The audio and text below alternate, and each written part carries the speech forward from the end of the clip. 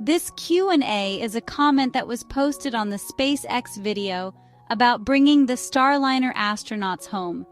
You're going to have to help me out a little on this one because I don't quite understand the intent or meaning of the post. As many of you know, I don't spend a lot of time on chats other than here with you guys, so maybe I'm missing something, but confrontational or non-constructive chatter isn't my thing.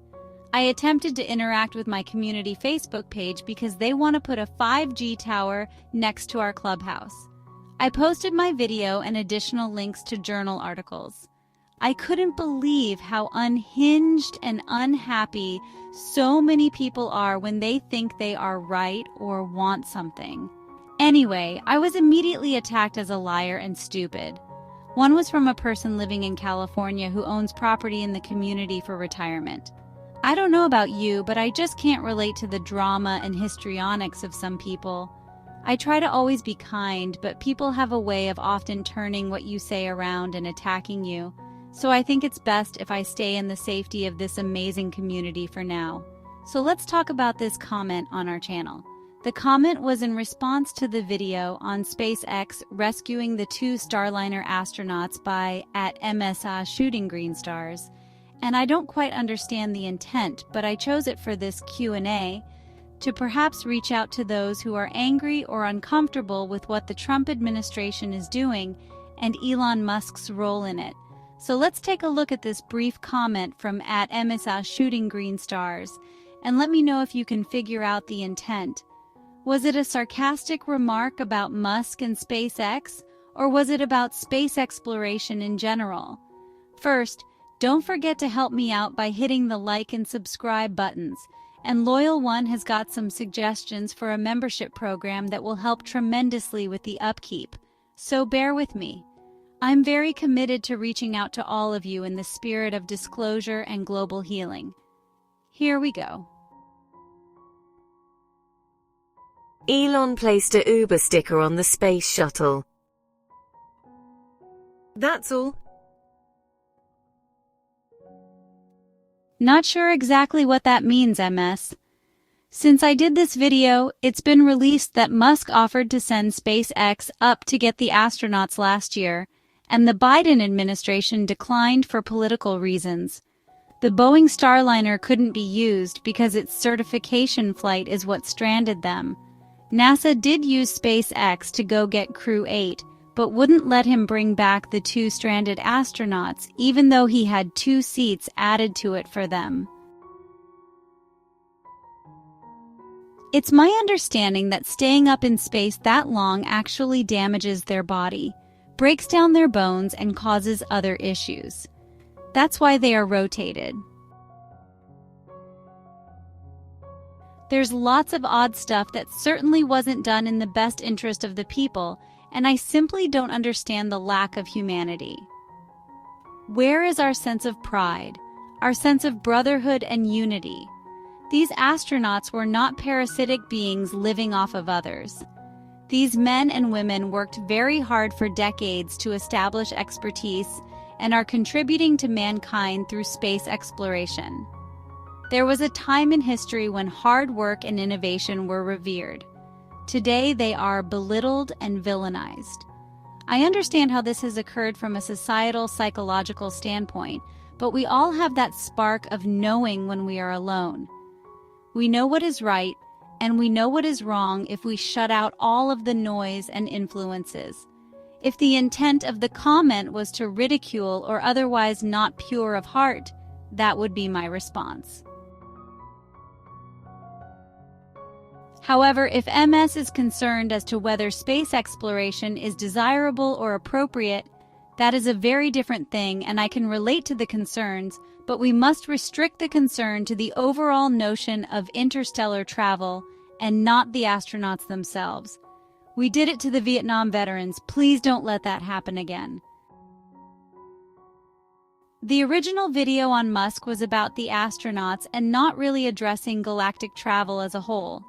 These are very brave people doing what they believe will benefit mankind, and their health and best interest were put at risk for politics. That's really pretty sick. There was a time when we believed that people learned by example, and I believe that is still true today. The difficulty is that the experiences shaping people's understanding throughout their lives reflect the growth of a predatory framework of groups aimed at creating a two-level caste system. We often allow our emotions to affect our thought process and sometimes say things for acceptance or attention, but the truth is that we are all fractals of the one and inherent. To be clear, a caste system where many would be depopulated and the rest would service the elite. There is a story unfolding here that should have been exposed 50 years ago. A shift is occurring that will include interstellar travel. There is a sequence of evolution for all species of consciousness, and this is our next step. I don't blame people who are fighting the evolutionary shift. It can be scary, but the thing is that we know life is cyclical. Mankind has been on the threshold of evolution many times. These shifts last many thousands of years. Most who are fighting the shift haven't had a robust taste of life yet. They have gone from the bubble of their parents' control to the bubble of another institution, whether university or gangs, which teaches them to be angry. This is certainly not all youth. Others are destined to become the leaders of tomorrow. Still others have gone from the bubble of a dependent relationship or have stressors in their lives which make enjoyment difficult. They have worked hard their entire life and they want healthcare, not space exploration that they will never see. Still others don't have a clue why they are against it. From a higher standpoint, that is so unhealthy for the planet. Just look at the number of people who don't have true joy in their life. True joy isn't your favorite car or a beautiful home.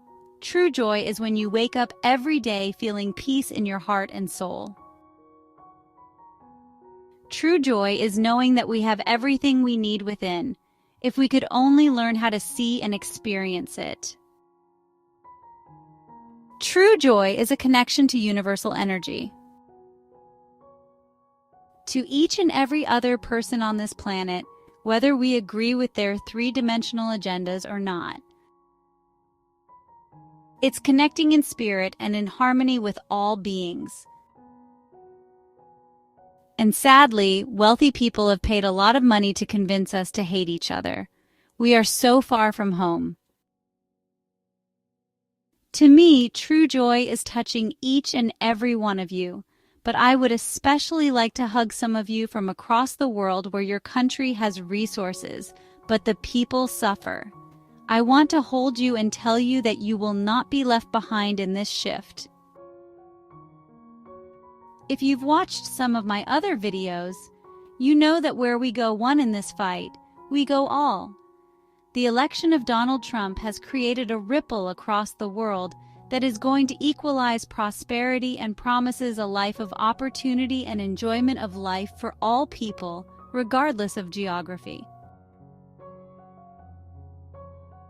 There are a few lessons that I learned a long time ago. First, it's never to extrapolate a situation. That means that I don't add crap onto something that somebody says or does. If someone doesn't talk to me or does something I don't like, I don't try to figure out why, especially if I have no clue what their life is like. I could be served by a bad waiter who just learned his dad had a heart attack. We never know what is behind someone's beliefs or actions, sometimes not even with those closest to us. Perhaps someone who is for the deportation of immigrants was raped. While it's not the only reason, that experience does color my beliefs about what my safety expectations are in my country. To add to that, it was a case where I was drugged and raped outside the country on a vacation island. So unless anyone has had this experience, they aren't experienced enough to condemn another for supporting deportation. The same for what the LGBT movement became. Many people have had experiences of being raped or molested as a child, and they have struggled with their identity their entire life. Historically, society didn't really care what someone did in the privacy of their own lives. There was "don't ask, don't tell," which basically meant it's nobody's business. But then the movement got out of hand with a month dedicated to pride and laws on misgendering. As if that wasn't enough, there was transgender story time in schools and children attending adult content entertainment. What in the world does that do to a young child's mind? Does it teach them to be an exhibitionist? A narcissist? I'm so sorry, but I don't understand why this was done, which eventually ended up with many mutilated and irrevocably harmed kids that are struggling to detransition. The LGBT community went overboard. They couldn't just leave things alone. We now know that the LGBTQ+ agenda was a handsomely funded government initiative to promote gender dysphoria across the world, including developing countries. Many gays and many trans people are embarrassed by it.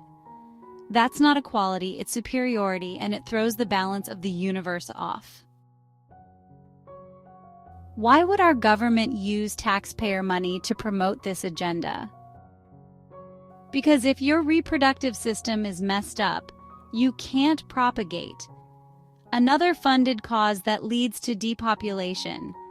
Regardless of the cause, we can't achieve equality for all when those that feel oppressed want to be superior or who want to dominate the landscape, and now the education of children.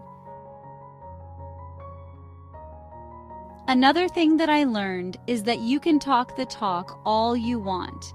You can read and study and speak about being a good person, but until you actually get out there and do something meaningful for others, then you are not the person that you seek to be. We must be, not talk about what we want to be. If you say that you want the truth, then connect with others to examine all perspectives. Research original documents rather than listen to what someone else says. If they link the documents, don't assume they are authentic. Look at the source. If you want the truth, then listening to someone else's version of it is great as a tip, but I encourage you to go to the links and read for yourself. If you find something that I might have missed, let me know. And most importantly, if you want peace, be peaceful and kind. The links are generally in my regular videos as opposed to the Q&As, which I'm loving, and I thank those of you who suggested it. Lastly, I learned that it takes a much stronger person to allow someone else to take all the thunder. Humility is so important, guys. So I'm still trying to understand the Uber sticker. Does at MS shooting green stars mean that she doesn't support interstellar travel? Or is it a comment related to Musk only doing it for money? Sometimes I wish everyone could communicate more directly so that we could have more effective communication, but I do understand the nature of social media. As we continue through this process of cleansing, there will be brothers and sisters who are damaged souls. They are angry and they want to lash out at everyone. I'm not talking about our beautiful at MSTAS shooting green stars. I'm not implying that she was unkind in any way. I am still a bit jarred from the vitriol about that cell tower in my neighborhood, I guess. I find when this happens, the interaction with that energy, even online, draws from me.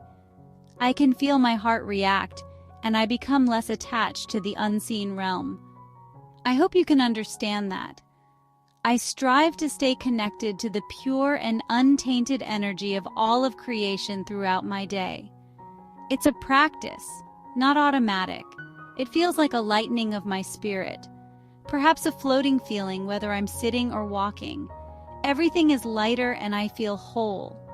However, I find that certain energies not only affect my body in a negative way, but they pull my spirit down to lower vibrations. And I can't let that happen. I owe it to myself. And I owe it to you. I love you guys, and please try to be kind to each other.